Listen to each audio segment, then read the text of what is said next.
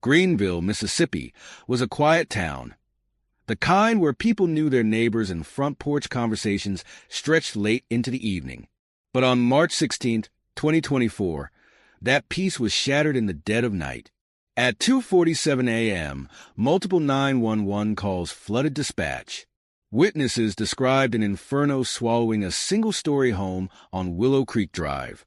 Thick, black smoke curled into the sky, devouring the stars. The orange flames danced like demons, leaping over 20 feet high, casting flickering shadows across terrified onlookers. As firefighters arrived, they faced a scene straight out of a nightmare. The fire raged with unnatural intensity, fueled by something more sinister than just wood and furniture. Neighbors stood in horror as the sound of crackling would mix with something more chilling, the distant, muffled screams of people trapped inside. And then, just like that, silence. By the time the fire was brought under control, only a skeletal shell remained, a blackened, smoldering husk where a family had once lived. As firefighters sifted through the wreckage, they made a grisly discovery: 8 bodies, burned beyond recognition. The discovery of the bodies raised immediate red flags. Every exit had been blocked. The front door was barricaded. Windows were nailed shut. It was clear that whoever started this fire never wanted anyone to leave. Arson investigators moved quickly, searching for clues in the ashes. It didn't take long for them to confirm their worst suspicions. This was no accident. The fire had multiple points of origin, and the unmistakable smell of gasoline still lingered in the air. But if this was murder, one question loomed large. Who would want an entire family dead? Then came another chilling detail. Only one member of the household wasn't among the dead. Kendrick Rollins, a 39-year-old police officer and the head of the family. Immediately, Kendrick became the prime suspect. Neighbors reported seeing him storm out of the house a day earlier after a loud argument with his wife, Cassandra. The heated exchange had escalated to shouting, breaking glass, and violent crashes, sounds no one wanted to investigate at the time. More disturbing still, security footage surfaced from a nearby gas station. Just hours before the fire, Kendrick was caught on camera buying 2 5-gallon containers of gasoline. And then, as the sun rose over Greenville, authorities received an unexpected tip. Kendrick hadn't fled. He hadn't even tried to hide. He was found sitting alone in his police patrol car, parked at a rundown gas station in a neighboring county, just 50 miles from the crime scene. When officers approached, their guns drawn, Kendrick didn't move. He simply stared ahead, his hands resting on the steering wheel, his face eerily calm. Then, as they pulled him from the car, he smirked. "Took y'all long enough." Kendrick was taken into custody without resistance. As detectives began questioning him, they expected denial, a cover story, maybe even fake tears. Instead, they got something else, an immediate confession. What he told them would unravel one of the darkest family secrets Greenville had ever seen. The nightmare had begun just a few days earlier, on March 10, 2024. His 17-year-old daughter, Malia, had been suffering from an unusual set of symptoms: chronic fatigue, unexplained joint pain, and recurring infections. Concerned, Cassandra had taken her to Greenville Regional Medical Center, where doctors suspected a hereditary immune disorder. Routine blood work was ordered, nothing unusual, until the results came back. Kendrick was called to the hospital, expecting a simple consultation. Instead, the doctor handed him a file that changed his life forever. He flipped through the pages, his hands beginning to shake. Not one of the 6 children he had raised was biologically his. For a moment he sat there, staring at the documents, as if trying to wake himself up from the worst dream imaginable. Then, without a word, he stood up and walked out of the hospital. At first, the doctors thought there had been a mistake, a lab mix-up. They reran the tests, double-checked the samples, even conducted a more advanced DNA analysis. The second results were even more horrifying than the first. Malia, 17, and Amir, 15. Fathered by Franklin Rollins, Kendrick's 72-year-old father. Lila, 13, KJ 9, and Naomi 6, fathered by Marcus Rollins, Kendrick's younger brother. Ezra 3, fathered by Isaiah Rollins, Kendrick's 21-year-old son. His own father, his brother, and his son had been secretly fathering his wife's children behind his back. The deception had been going on for years, right under his nose. Kendrick sat in his car outside the hospital for hours, staring blankly at the dashboard, unable to process the monstrous truth. When he finally drove home, rage was brewing inside him like a storm. That evening, he stormed into the house, slamming the DNA results on the table. Cassandra, his wife, didn't cry. She didn't beg for forgiveness. She laughed. "You always thought you were the man of the house," she sneered. "But you were just another fool." Kendrick demanded to know how long she had been lying to him. Her answer? Since the beginning. She went on to say that everyone in his family had known. Everyone but him. His father, his brother, his son. They had all taken turns with his wife. She looked him in the eyes and whispered, "And there's nothing you can do about it." Something inside Kendrick snapped. Neighbors reported loud shouting, crashing sounds, and then silence. At 7:10 p.m., Kendrick was caught on surveillance footage, buying gasoline and fire accelerants. By 2:47 a.m., his entire family was reduced to ashes. When asked if he regretted what he did, Kendrick only smiled. "The bloodline ends with me." As Kendrick Rollins left the house that night, he wasn't the same man who had walked into it hours earlier. Before, he had been a devoted husband, a proud father, and a respected police officer.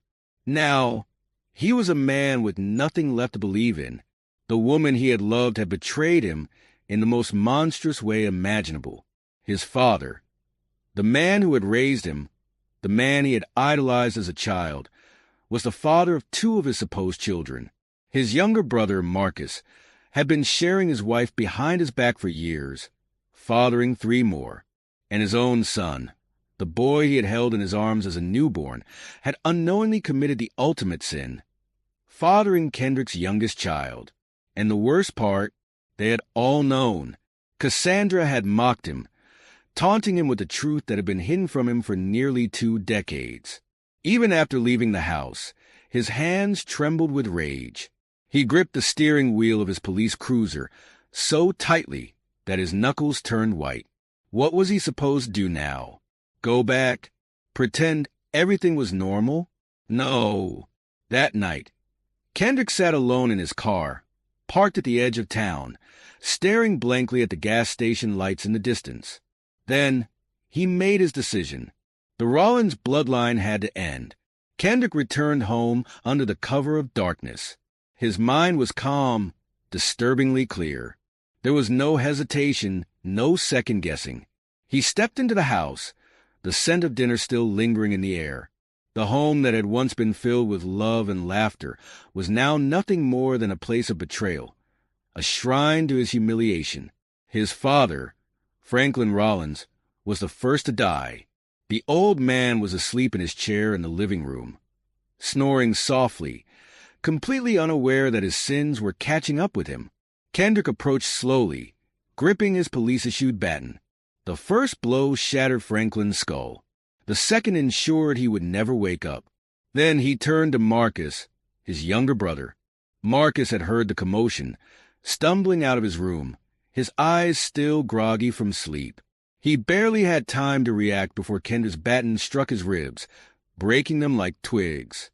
There was no mercy. Kendrick let Marcus suffer, watching him crawl across the floor, gasping for air before delivering the final, crushing blow to his head. 2 down, but he wasn't finished yet. The rest of the house was still. No one had heard the murders yet. Moving methodically, Kendrick began barricading the doors, dragging furniture against every possible exit. He nailed the windows shut, ensuring that when the fire started, no one would get out alive. The final step? Gasoline. He soaked the floors, creating a trail of accelerant that snaked through every room, seeping into the walls, into the furniture, into the very bones of the house itself. The last thing he did before lighting the match, he stood in the doorway and looked at them. His wife, his son, his so-called children. He imagined them waking up, smelling the smoke, realizing too late that their fate had already been sealed. Then, without a word, he struck the match. Flames erupted instantly, racing along the gasoline trails like snakes of fire, curling up the walls, devouring the home from the inside out. The screams started almost immediately, a pounding at the door, a window shattering, but the nails held firm. The sound of bodies throwing themselves against the walls, desperate to escape. But there was no escape. Kendrick stood outside, watching the house burn. He didn't cry. He didn't scream. He just watched. The flames danced in his reflection, illuminating his expressionless face. The house collapsed in on itself just before dawn, sending embers into the night sky like ghosts. And Kendrick? He simply walked away. Kendrick didn't run. He didn't try to hide. He drove to a gas station 50 miles away, parked his patrol car, and sat there in silence, waiting. When officers approached, their weapons drawn, Kendrick didn't resist. He smirked, his lips curling upward in an eerie half-smile. Took y'all long enough.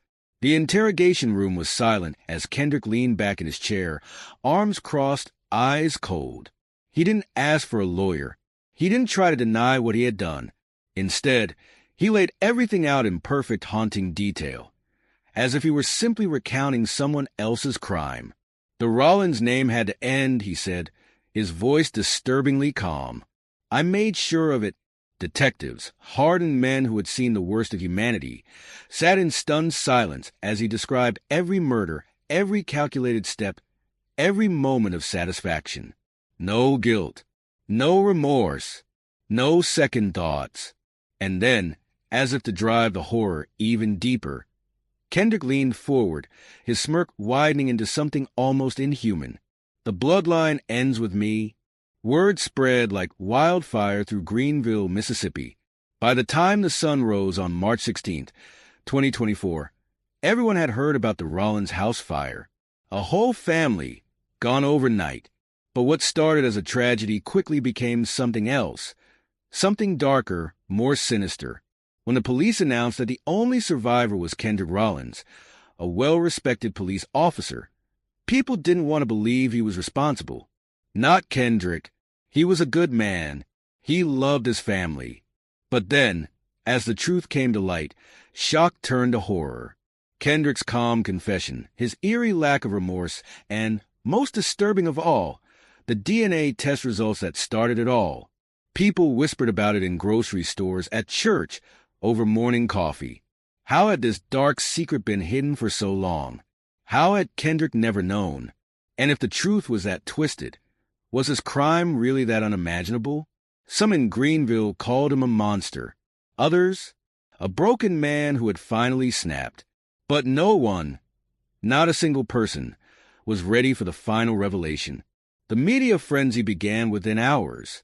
Local news stations picked up the story first. Then came the national networks. Mississippi cop kills entire family in fiery massacre. DNA test reveals shocking truth before grisly murders. A bloodline erased. The Rollins family tragedy. Crime experts, psychologists, and investigators scrambled to dissect the case. The details were too bizarre, too disturbing to ignore.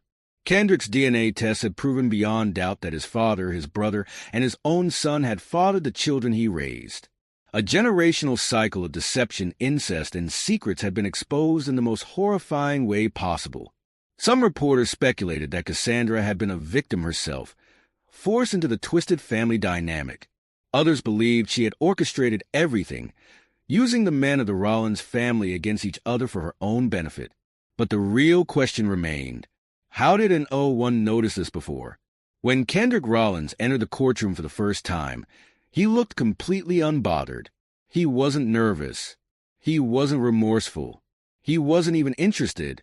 The prosecutors laid out the evidence, painting him as a cold-blooded killer who had planned the murders in detail. They played surveillance footage of him buying gasoline. They showed autopsy reports, proving that his father and brother had been beaten to death before the fire started. They read his own words. his confession, where he admitted he had done it all without a single regret. But the defense had a different story. They called psychologists to the stand, who explained that Kendrick had suffered the ultimate psychological break.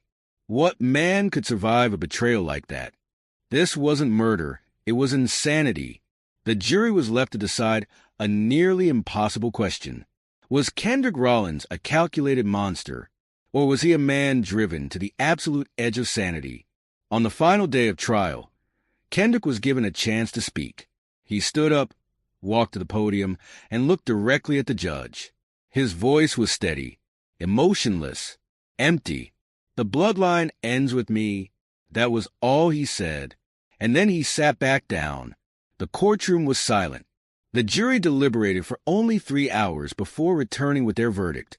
Guilty on all counts. 8 counts of first-degree murder, arson, obstruction of justice, abuse of a corpse. The death penalty was on the table. But instead, the judge sentenced Kendrick Rollins to life in prison without the possibility of parole. Some people felt relieved.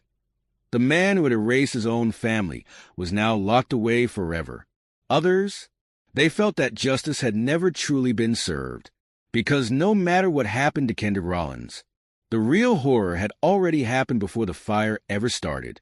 The remains of the Rollins home still stand, a burned-out shell of what was once a family's home. Some refused to walk past it, calling it a place of evil. Others visited out of morbid curiosity, staring at the charred walls, wondering what really happened behind closed doors. But the questions don't stop there.